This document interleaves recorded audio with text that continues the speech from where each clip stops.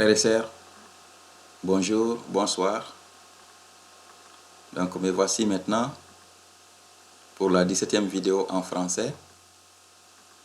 Comme j'avais promis, on aura une série d'enregistrements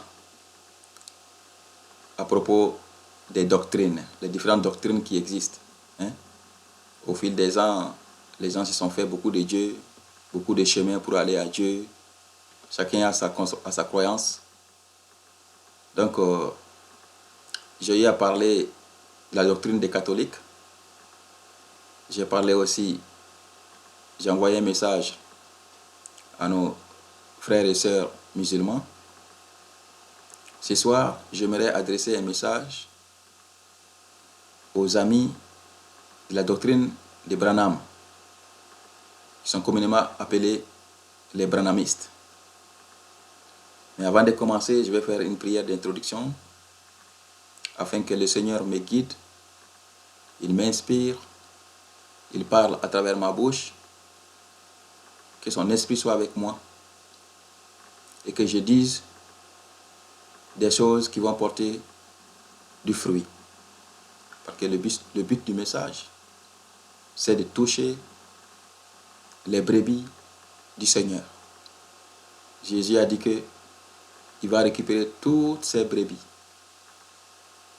Aucune de ces brebis ne s'égarera, c'est-à-dire ne restera pas perdue pour toujours, c'est-à-dire n'ira en enfer. Il va récupérer tous. Il a dit que lui, il connaît ses brebis et que ses brebis connaissent sa voix. Alléluia. Donc, je prie aussi que ce message soit compris en esprit, pas avec l'intelligence humaine, mais avec l'intelligence spirituelle. Au nom de Jésus-Christ, qui nous aime tous et qui est l'unique sauveur du monde. Amen. Donc ce soir, nous allons parler des Branhamistes. Les Branhamistes, c'est une doctrine qui est née d'un pasteur américain du nom de William Marion Branham, né en 1909, décédé en 1965. Donc j'imagine qu'il a fait son ministère entre-temps, j'imagine dans les années 40-50, alors, et même des débuts 60, j'imagine. Mais ce que j'aimerais développer aujourd'hui, c'est ces croyances qui ne sont pas conformes à la Bible. Si quelqu'un se dit chrétien, il doit se conformer à la Bible. La Bible, c'est la parole de Dieu, la parole divine. Elle est sacrée, elle est inspirée. On ne doit ajouter ni iota, ni enlever iota. La Bible, c'est ça. La Bible est bouclée. Il n'y a rien à ajouter, il n'y a rien à enlever. Tout est fait. Tout ce que nous vivons en ce moment, c'est de la répétition. On n'invente rien. Donc, il y a beaucoup de points de divergence entre la Bible de Dieu et les croyances du monsieur Branham, qu'on appelle pasteur, si on peut l'appeler ainsi. Il y en a qui l'appellent prophète. Mais dans ça, j'ai pris 2, 3, parce qu'il y en a beaucoup. J'ai pris 3 points que je considère importants et suffisants pour réfléchir.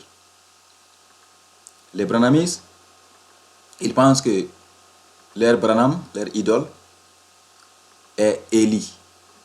Dans la Bible, il y a un Élie qui devait venir. Donc pour eux, c'est Branham. Ils ne reconnaissent pas la Trinité. Dieu le Père, Jésus-Christ le Fils et le Saint-Esprit. Ils ne reconnaissent pas ça, ils ne confessent pas cela. Et aussi, ils disent que Caïn, le frère de Abel, est un enfant adultérin, que c'est le serpent qui est couché avec Ève pour avoir Caïn. Bon, on va discuter principalement de ces 3 points. Mais avant d'entrer dans le vif du sujet, je vais commencer par quelques versets. Car nous avons un seul médiateur entre Dieu et nous, et il y a un seul Dieu. Ce médiateur, c'est Jésus. Donc je vais introduire maintenant Jean 14, verset 6. Jésus dit, je suis le chemin, la vérité et la vie. Nul ne vient au Père que par moi. Ça c'est clair, je l'ai répété dans plusieurs vidéos. Voyons 1 Timothée 2, versets 6, 5 et 6. Car il y a un seul Dieu et aussi un seul médiateur entre Dieu et les humains, Jésus-Christ homme, qui s'est donné lui-même en rançon pour tous. Jusque-là, c'est clair. Un Dieu, un seul médiateur. Il n'y a pas d'autre chemin. Il n'y a que lui. J'ai parlé de Jésus, comment il est venu, qu'est-ce qu'il a fait. Il va encore revenir. Moi, j'ai vu Jésus-Christ ici, dans ma chambre, ici, plusieurs fois. Il m'a parlé, il m'a donné des messages, parmi lesquels il y a aussi des prophéties. Il y en a qui sont réalisées, il y en a qui ont leur temps, entre autres. Je vais lire un autre verset, Actes 4, versets 11 et 12. Jésus est la pierre rejetée par vous qui bâtissez et qui est devenue la principale de l'encre. Il n'y a de salut en aucun autre, car il n'y a sous le ciel aucun autre nom qui a été donné parmi les hommes par lesquels nous devions être sauvés. Alors pourquoi j'ai introduit avec ces 3 passages? Parce que j'ai vu que nos frères et sœurs qui sont de cette doctrine ont beaucoup de considération pour le monsieur Branham, plus que même pour Jésus-Christ. Des fois, ils cherchent même à camoufler un peu. Ils ont quand même leur brochure là-bas qui est en format électronique. Puis ils ont aussi les enregistrements, hein, et audio, j'imagine, et même vidéo, je pense. Ils se promènent avec ça, un peu comme les témoins de Jéhovah se promènent avec beaucoup de leurs brochures là. Mais on aura l'occasion de parler des témoins, s'il plaît à Dieu. Et ils essaient de convaincre les gens avec ça. Ils disent qu'ils acceptent Jésus, mais ils donnent beaucoup plus d'importance à Branham. Ça, c'est déjà une déviation. Parce que toute doctrine, toute religion dans laquelle Jésus n'a pas sa place de maître absolu, Jésus n'a pas sa place de sauveur, Seigneur, dites-vous, mon frère, ma soeur, que c'est une déviation. Il n'y en a pas. Jésus est incontestable.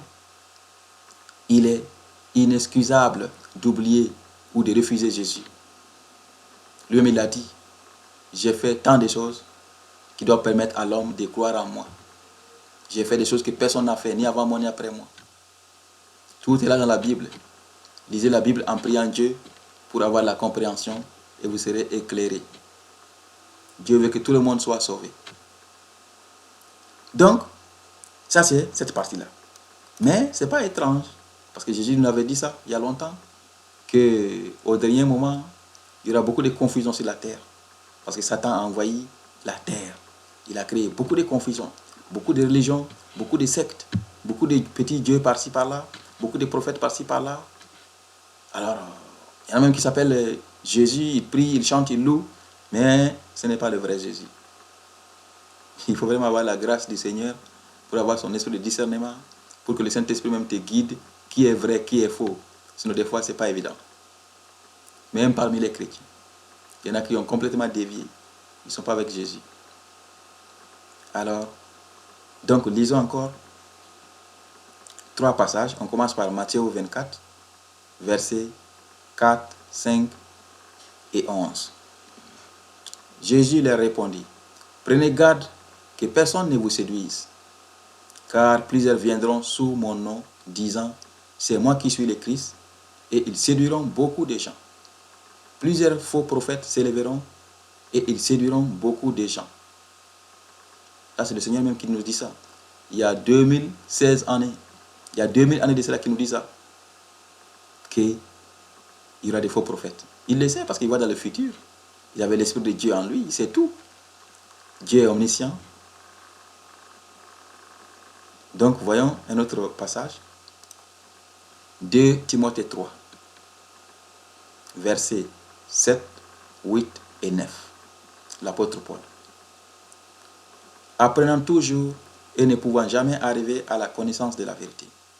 De même que Janès et Jambres s'opposèrent à Moïse, de même ces hommes s'opposent à la vérité, étant corrompus d'entendement, réprouvés en ce qui concerne la foi.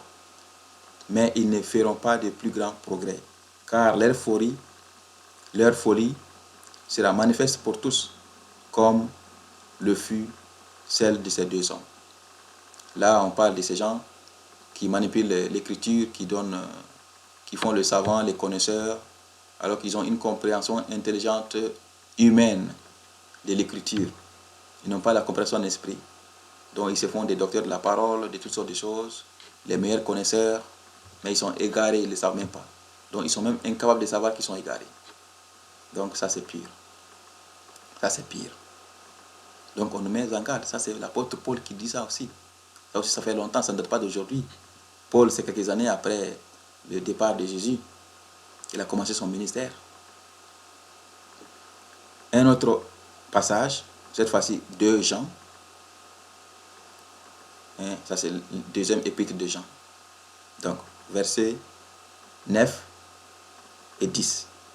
Quiconque va plus loin et ne demeure pas dans la doctrine de Christ n'a point Dieu. Celui qui demeure dans cette doctrine a le Père et le Fils. Si quelqu'un vient à vous et n'apporte pas cette doctrine, ne le recevez pas dans votre maison et ne lui dites pas salut. Ça c'est Jean qui parle comme ça. Jean était apôtre du Seigneur. Il a écrit des épîtres, parmi lesquels ce que je viens de lire. Il a écrit l'Évangile et l'Apocalypse aussi a été révélé à Jean. Alors, donc il dit que quand vous parlez d'autres choses, vous entendez d'autres choses dans lesquelles Jésus n'est pas vraiment l'essentiel, alors il faut fuir. C'est ça. Si quelqu'un vient chez vous en amenant d'autres choses, fuyez. Et un peu plus loin, je vais donner un témoignage qui est personnel, qui est en rapport avec cette mise en garde de l'apôtre Jean. Alors, après avoir dit tout ceci, je vais maintenant toucher aux 3 points que j'ai cités là-haut, les points de divergence, les points qui ne sont pas conformes à l'écriture divine, qui est la parole de Dieu, qui est immuable, qui ne doit pas être touchée. Donc, pour eux, Branham, c'est l'Élie, Élie, le prophète Élie, qui devait revenir. Parce qu'Élie a été enlevé et c'est écrit qu'il doit revenir. Alors pour eux, c'est Branham, l'Américain là. On va voir les passages dans lesquels on parle d'Élie. Dans l'Ancien Testament, Malachie, le prophète Malachie, chapitre 4, versets 5 et 6. Voici, je vous enverrai Élie, le prophète, avant que le jour de l'Éternel arrive, ce jour grand et redoutable. Il ramènera le cœur des pères à leurs enfants et le cœur des enfants à leurs pères, de peur que je ne vienne frapper le pays d'interdit. C'est ça. Comme j'ai dit dans un enregistrement, que Jésus est venu nous sauver. Parce que bien vrai que l'Éternel avait dit qu'il n'y aura pas de déluge, mais il pouvait se fâcher pour frapper autrement. Jésus est venu en médiateur. Il est venu en réconciliateur. Il intercède pour nous-mêmes maintenant au ciel. Donc, il se base sur ça. Je vous enverrai Élie le prophète. Alors, je vais vous dire, avec des preuves à l'appui, que ce Élie ne peut pas être William Branham. Commençons par Matthieu 11. Matthieu 11, versets 13 et 14. Car tous les prophètes et la loi ont prophétisé jusqu'à Jean. Et si vous voulez les comprendre, c'est lui qui est l'Élie qui devait venir. Ça, c'est le Seigneur lui-même qui le dit. C'est Jésus-Christ qui parle comme ça à ses disciples. Il dit que les prophètes ont prophétisé jusqu'à Jean. Et si l'on veut savoir, l'Élie, c'est Jean. On parle de Jean Baptiste comme ça. Jean Baptiste, qui baptisait les gens d'eau. Il a baptisé aussi le Seigneur Jésus-Christ. Voyons maintenant Matthieu 17, versets 12 et 13. Mais je vous dis qu'Élie est déjà venu, qu'ils ne l'ont pas reconnu et qu'ils l'ont traité comme ils ont voulu. De même, le Fils de l'homme souffrira de leur part.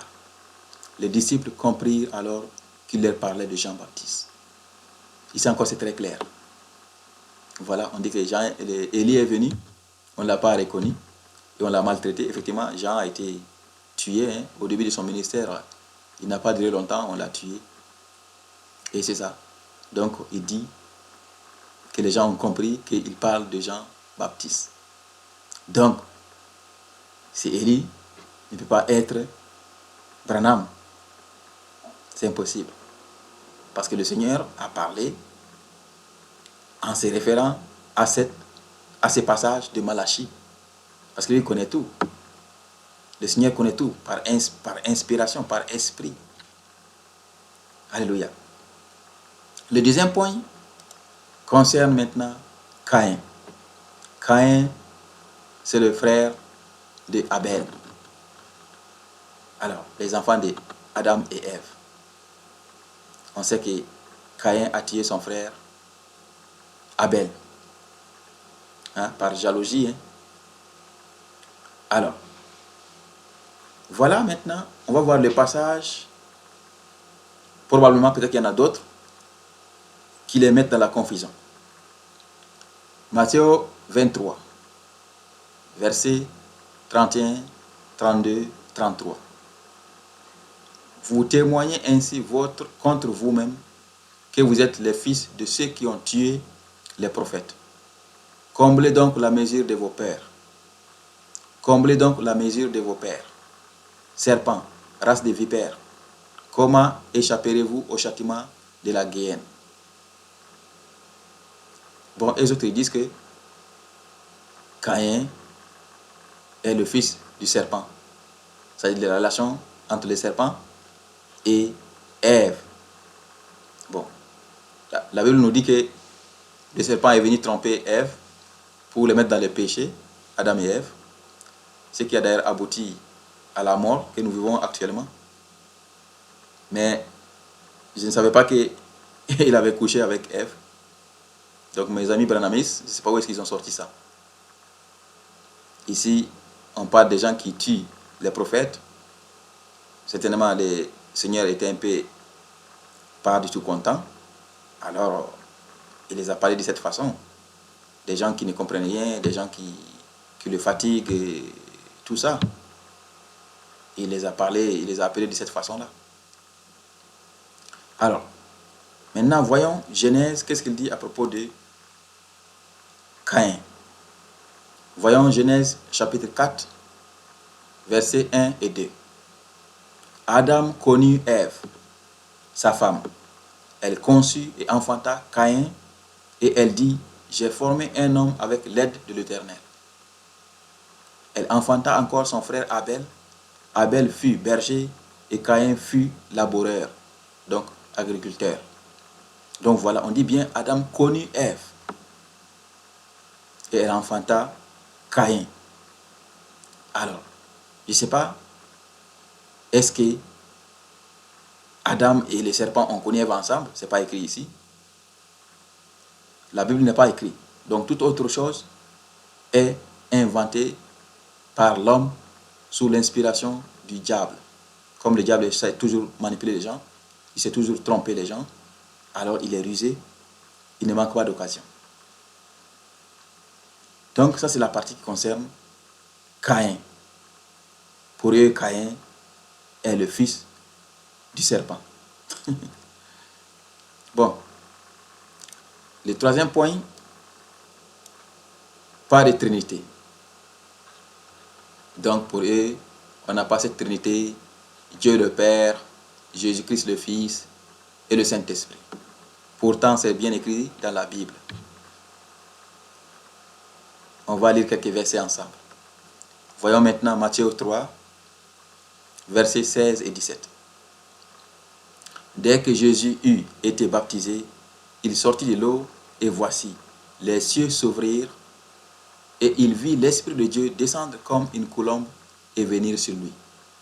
Et voici, une voix fit entendre des cieux ces paroles. Celui-ci est mon Fils bien-aimé, en qui j'ai mis toute mon affection. Voilà. Jésus, lorsqu'on l'a baptisé, quand il est sorti du gourdin, voilà ce qui s'est passé. Il voit une colombe qui vient, donc ça c'est en esprit qu'on voit ça.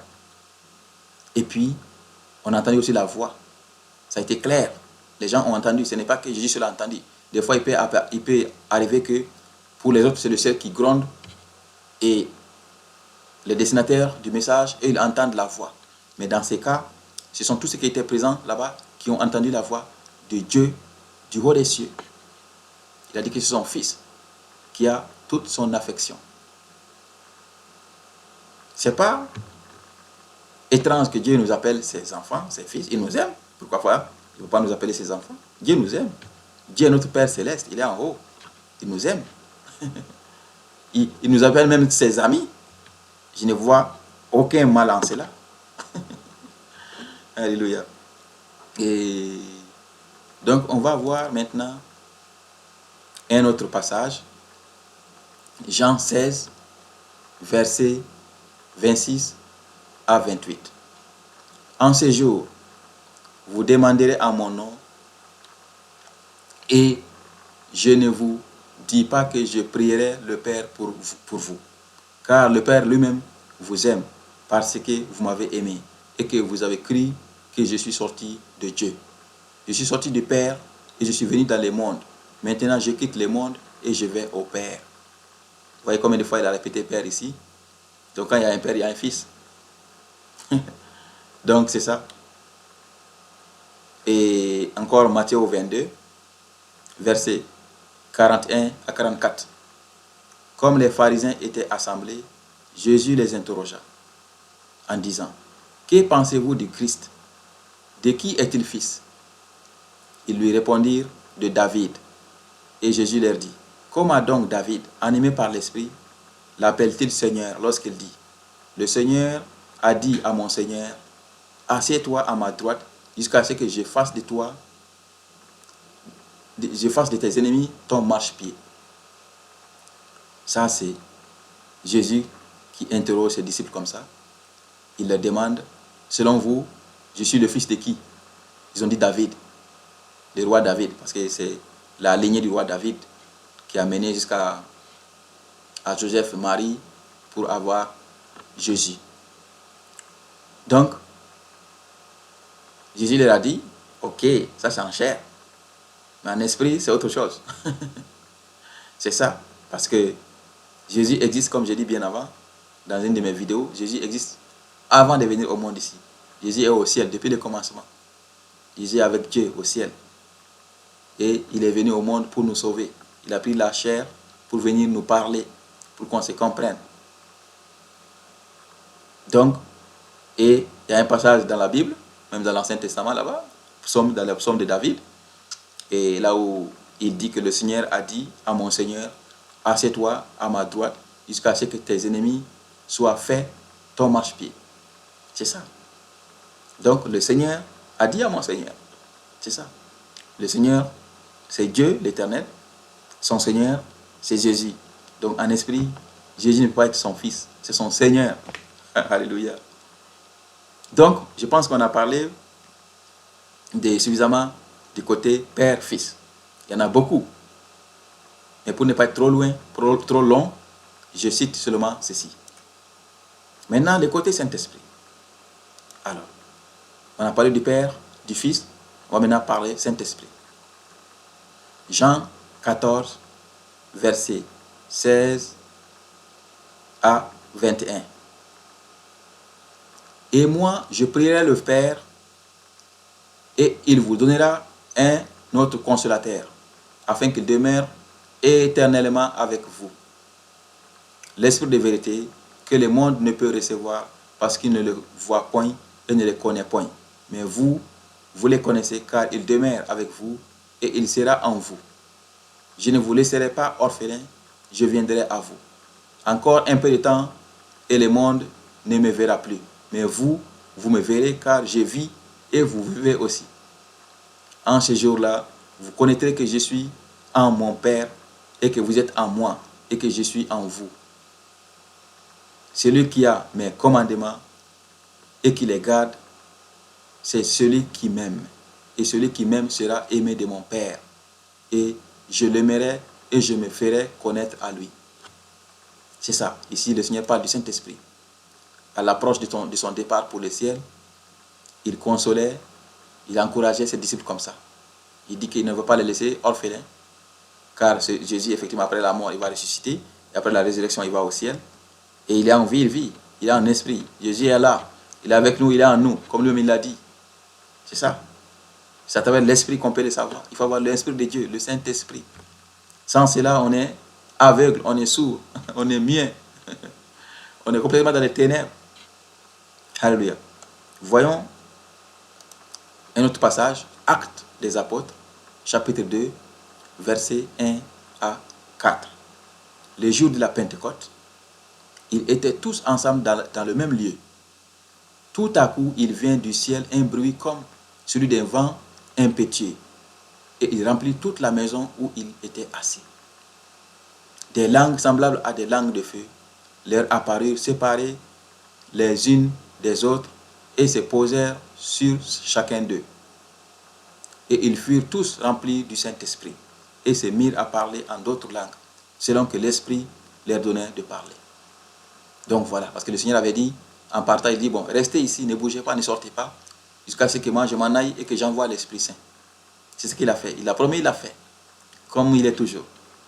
Et l'Esprit est descendu sur eux. Effectivement, ça a été vraiment, ces jours-là, ça a été merveilleux. Les gens se sont mis à parler des langues qu'ils ne comprenaient pas, des langues des gens, des langues du ciel. Et les gens parlaient en différentes langues. Et d'autres personnes les trouvaient en train de parler leur langue. Des étrangers qui les voyaient parler leur langue. Ça, c'est le Saint-Esprit. L'Esprit de Dieu. Parce que, comme je disais, le Dieu, il connaît toutes les langues. Les langues ont été mises dans nos bouches par Dieu. On ne les a pas inventées. Quand on voulait construire la tour de Bethel, Dieu nous a confus en nous dispersant. Alléluia. Donc, je vais parler encore un autre passage. Le Saint-Esprit est là. Mes frères, mes sœurs, quand on a l'Esprit de Dieu, c'est merveilleux. Il nous alerte, il nous avise, il nous connecte avec Dieu. Il nous permet de parler, il nous permet d'écouter quand Dieu nous parle. Il nous conseille, il nous aide à prendre de bonnes décisions. Ça, c'est l'Esprit de Dieu. Il nous alerte face au danger. Ça, c'est l'Esprit de Dieu. En fonction de l'intimité qu'on a avec l'Esprit, il peut même vous guider, même dans l'habillement. Ça dépend de l'intimité qu'on a créée avec. Voyons maintenant Romains 8, verset 9 et verset 26. Pour vous, vous ne vivez pas selon la chair, mais selon l'Esprit. Si du moins l'Esprit de Dieu habite en vous. Si quelqu'un n'a pas l'Esprit de Christ, il ne lui appartient pas. De même aussi, l'Esprit nous aide dans notre faiblesse, car nous ne savons pas ce qu'il nous convient de demander dans nos prières. Mais l'Esprit lui-même intercède par des soupirs inexprimables. Ça, c'est quelque chose que l'Esprit nous donne aussi. Une grâce. Des fois, on ne sait pas quoi faire. Alors, demandez au Saint-Esprit de vous enseigner. Vous pouvez dire, Esprit Saint, guide-moi, dirige-moi, oriente-moi, conseille-moi. Saint-Esprit, enseigne-moi les louanges, enseigne-moi l'adoration, enseigne-moi à chanter des cantiques, enseigne-moi à prier. Et il le fait. Quand on prie au Saint-Esprit, il répond. C'est ça le Saint-Esprit. Donc, quand on a l'Esprit de Dieu, en ce moment, on croit vraiment à ce que ça veut dire. Mais quand on n'a pas ça, on est dans les ténèbres.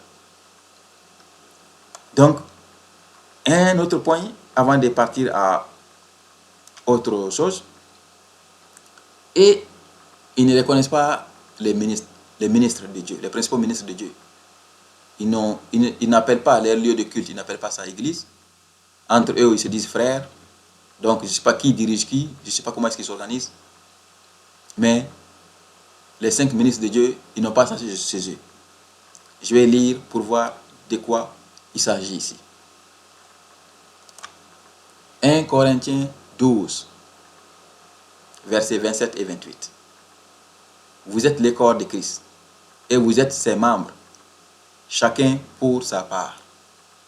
Et Dieu a établi dans l'Église, premièrement des apôtres, secondement des prophètes, troisièmement des docteurs, ensuite ceux qui ont le don des miracles, puis ceux qui ont les dons de guérir, de secourir, de gouverner, de parler diverses langues.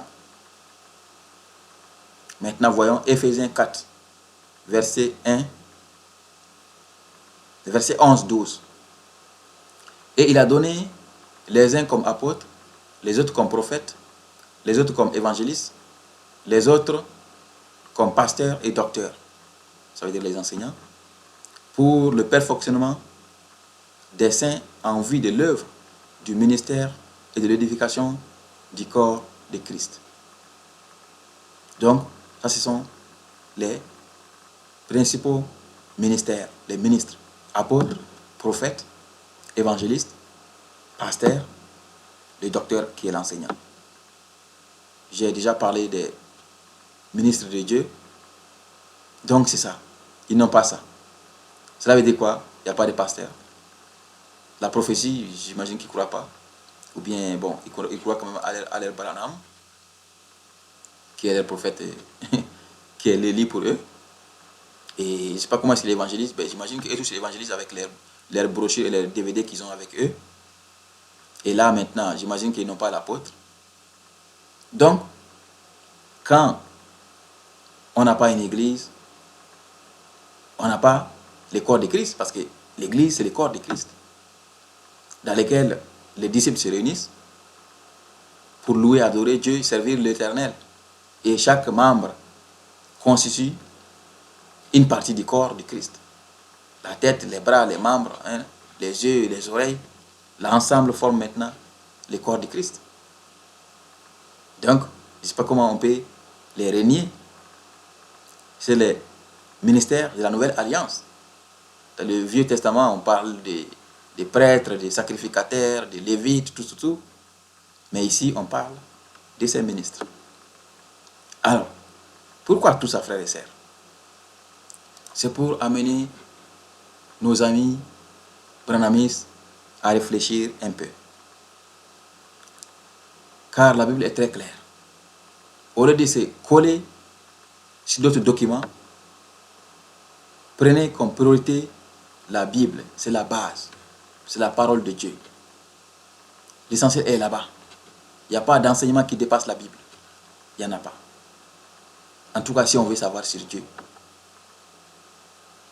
Si on veut connaître sur le royaume de Dieu, le royaume des cieux, c'est la Bible. Ancien Testament et Nouveau Testament sont complémentaires. Jésus nous a bel et bien mis en garde. Dieu nous a bel et bien mis en garde en ce qui concerne la modification, la transformation, la mauvaise interprétation de l'écriture. J'ai recensé ici 2 passages. Voyons d'abord Matthieu 12, versets 31 et 32.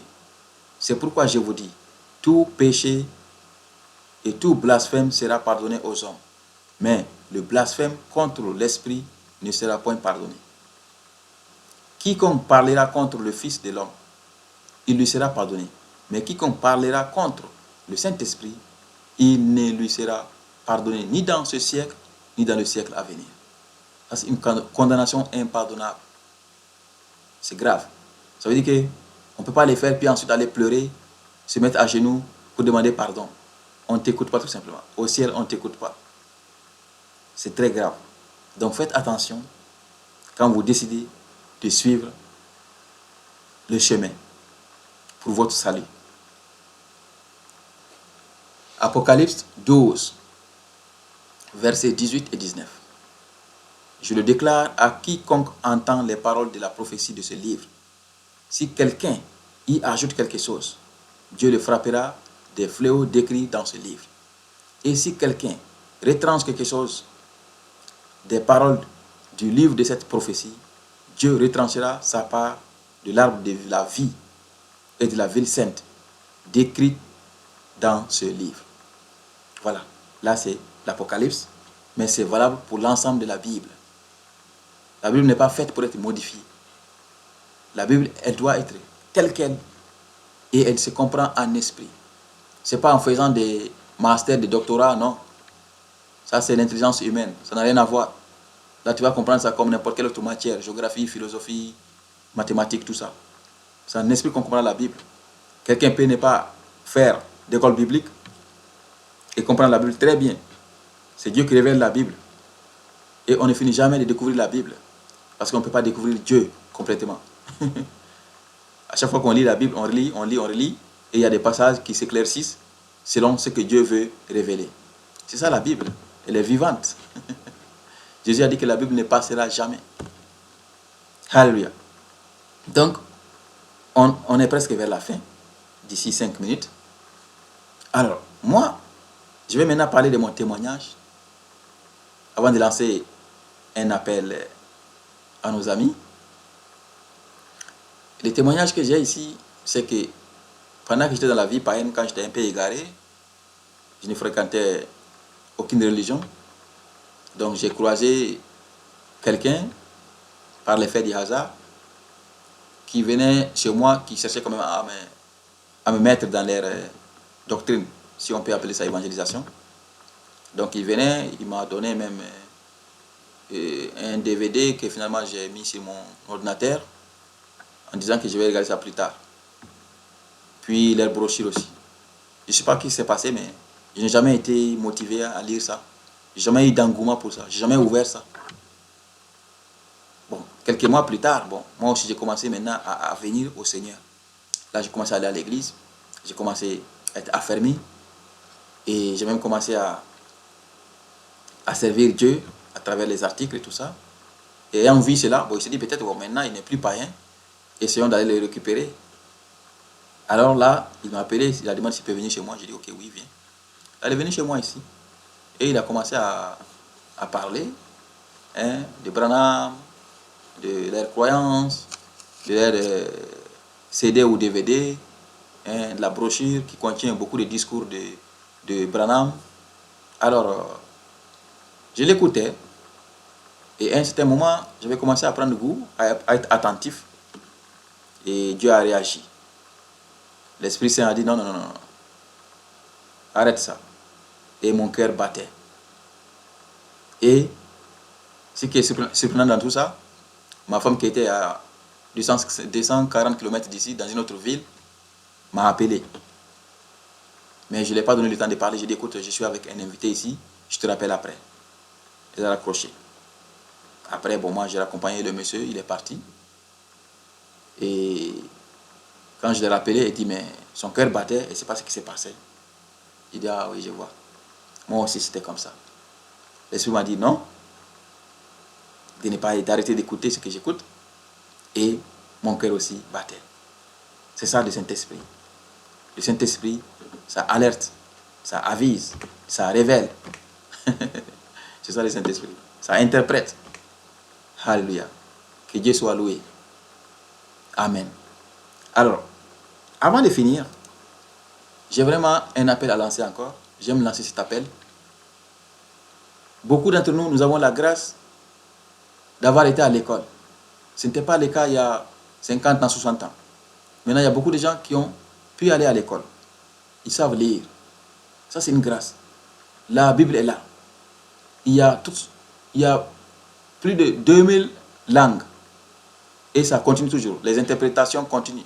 Les gens continuent toujours à traduire la Bible en d'autres langues. Alors, qu'est-ce qui empêche les gens de se procurer la Bible et de demander en prière à Dieu de vous donner l'intelligence spirituelle, le discernement pour comprendre? Il ne faut pas étudier la Bible comme on le fait dans des universités où les professeurs sont païens. Beaucoup ne sont même pas croyants. Ils utilisent la Bible comme n'importe quel livre mondain. Et c'est clair qu'on ne va pas comprendre ça. Parce que tout le raisonnement est charnel. On s'égare, tout simplement. Comme on a dit en haut plus haut, il essaie d'apprendre, mais ils ne comprennent rien. C'est ça. Ils comprennent la Bible en leur façon. Et ils sont très convaincus de cela. Donc, lisez la Bible. Prenez une bonne version, comme Louis II par exemple, seconde 21, et puis lisez calmement, sans se précipiter. Commencez par une prière, demandez à Dieu, je suis venu lire ta parole, je vais comprendre exactement tel que tes serviteurs ont été inspirés. Je vais comprendre ce que tu veux me dire. Et vous allez voir. Au départ, ça peut être un peu difficile, mais avec le temps, ça devient facile. Et croyez-moi, des fois, il y a des versets qu'on lit 2 fois, 3 fois sans comprendre, jusqu'à ce que Dieu me révèle. C'est ça la Bible. Je vous invite à lire la Bible. Donc avant de terminer, je vais lire juste 2 petits passages. 2 Timothée 3, versets 16 et 17. Toute écriture est inspirée de Dieu et utile pour enseigner, pour convaincre, pour corriger, pour instruire dans la justice, afin que l'homme de Dieu soit accompli et propre à toute bonne œuvre. C'est ça l'écriture, effectivement. Elle est inspirée. Ça vient de Dieu. Ce n'est pas les hommes qui disent ces mots-là. Pendant qu'ils parlent, ils sont inspirés, ils parlent. C'est des idées, c'est des pensées qui ne viennent pas d'eux. Ça vient du ciel. C'est ça l'inspiration divine. Et voilà pourquoi on a la Bible. On a dit, voilà, hein, c'est pour enseigner, pour convaincre, hein, pour corriger, pour instruire, ainsi de suite. Dans la justice. Dans la justice. Pas dans le désordre. C'est ça la Bible. Alléluia. Il y a encore 1 Timothée 2. Cela est bon et agréable devant Dieu notre Sauveur, qui veut que tous les hommes soient sauvés et parviennent à la connaissance de la vérité. C'est ça, Dieu veut que tout le monde soit sauvé. On ne veut pas laisser personne ignorant. Effectivement, c'est pour cela que maintenant, l'évangile va partout. Il y a des hommes et des femmes qui sont en œuvre, dans des coins reculés, au prix de leur vie. Certains sont persécutés, tués par d'autres personnes qui sont réfractaires, qui sont contre l'évangile. La Bible, Dieu l'envoie partout. Quand Dieu envoie ses disciples, ses serviteurs, ils vont partout. Et parce qu'il veut que tout le monde soit sauvé. Dieu ne veut pas voir quelqu'un périr. Croyez-moi, mes frères et mes sœurs. Dieu a dit dans sa parole que même le méchant, il veut qu'il arrête la méchanceté. Que le pécheur arrête le péché. Et lui, il va le pardonner. C'est ça qu'il a dit. Il dit qu'il ne veut pas voir les gens mourir. Ça veut dire les gens périr. C'est-à-dire les gens aller en enfer. Il ne veut pas ça. Il veut que tout le monde soit sauvé. Mais nous sommes rebelles. Car nous sommes ici comme sous l'empire de Satan. C'est comme Satan qui domine ici sur cette terre.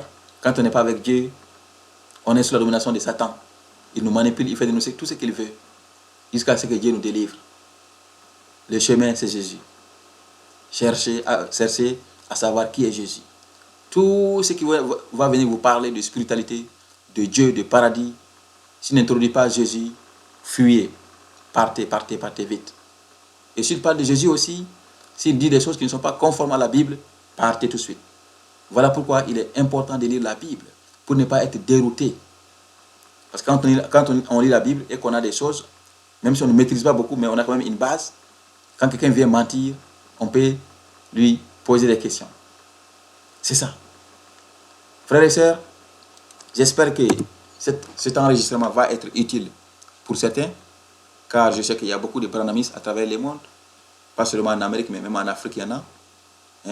Satan est à l'œuvre, Satan aussi il évangélise. Il fait beaucoup de disciples, parce qu'il ne veut pas aller seul en enfer. Il veut aller avec les enfants de Dieu, il veut les égarer. L'enfer qui a été initialement créé pour Satan et les démons, qui sont des anges et rebelles comme lui, ils vont maintenant aller avec d'autres personnes. Ce n'est pas la volonté de Dieu. Mais Dieu ne force personne. Dieu nous donne le choix. Il ne va jamais venir forcer quelqu'un. Suis-moi, suis-moi. Non. Il lance des appels. Il fait des alertes, des avertissements. Mais il nous donne le libre choix entre la vie et la mort. C'est-à-dire entre la vie éternelle qui est le paradis et l'enfer. À vous de choisir. Réfléchissez. Ce n'est pas difficile. Dieu a dit, cherchez-moi. Quand vous me cherchez, vous allez me trouver. Si vous me cherchez avec cœur, avec sincérité. Ce n'est pas difficile. Priez, priez, priez. Humiliez-vous. Pleurez. Mettez-vous à genoux. Priez Dieu. Peu importe la langue que vous parlez. Dieu comprend toutes les langues. et demandez à Dieu de se révéler à vous. Ça prendra son temps, mais il va répondre, car Dieu est fidèle. Et priez aussi pour avoir l'esprit de discernement, le Saint-Esprit qui va vous guider, qui va vous éclairer, car l'Esprit Saint est venu pour nous consoler, pour nous éclairer. Alléluia. Donc, c'est le message que j'avais pour vous ce soir. Frères et sœurs, branhamistes du monde entier, j'espère que ça va être utile pour vous. Si j'ai offensé quelqu'un, qu'il me pardonne. Que la grâce de Jésus soit accordée à chacun de nous. Que Dieu vous bénisse. Au nom de Jésus-Christ. Amen.